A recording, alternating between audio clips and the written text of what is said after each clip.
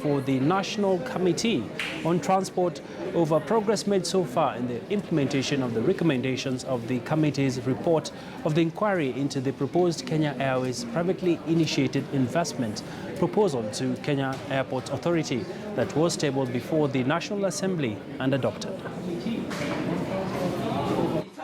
The comments from the AG came from a draft cabinet memo that sort of had some of these recommendations that have been made here.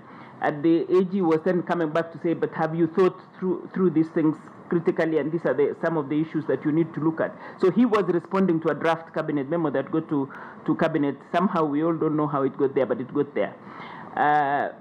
So we have stepped back and said, because there is all this issue of all of us not having a common view of where we are and how we are going to move forward, we need to do a cabinet memo for information to the cabinet, just informing them about, first of all, formally what Parliament decided, secondly, how we are proposing to move forward, and then and sort of the next steps.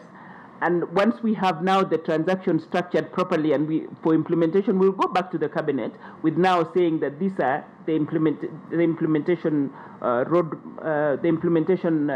proposals that we have and that we are seeking now formal approval for.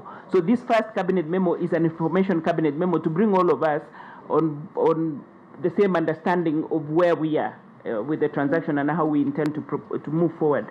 In terms of the timelines, Mr. Chairman, and the roadmap and what the Vice Chair is talking about, heads of terms or something like that, what we would request is that you allow us to get the transaction advisor, because once we have the advisor on board, we will actually have that roadmap as part of the first deliverable of the transaction. And we think that we can hire them. Normally, Kitungu, it takes about a month or something like that. Obviously, they still have to do their own internal, so I can't put words in their mouth. But we have had the previous experience with them, and it's quite fast to hire them. So, hoping that we hire them this side of Christmas, we will then have a roadmap.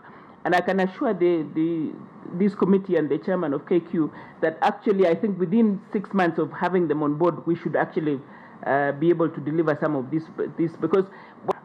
We are not working as if this is. We are working, continuing to run KQ in the best way we can. The challenge that you have is when you, in the international world in which we work, and because the publicity surrounding the nationalization, everybody knows we're going in that direction. So when you're going to your suppliers, your financiers, they know nationalization is possibly coming around the corner.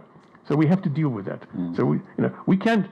And by the way, as a public company, we also have an obligation as directors that if we are in a situation which is not a great financial situation, we have to know that there's a plan A and a plan B. If there's no plan A or plan B, we need to take some steps, and that's why plan A was PPP, plan B was nationalization, and it's what we submitted, as you rightly said, originally to this committee. So we are working. We're not waiting for this to happen and saying then we saved. That nationalization will not save us. It will position us in the right way. Together with KAA, it will put us in the right position to grow the airline and to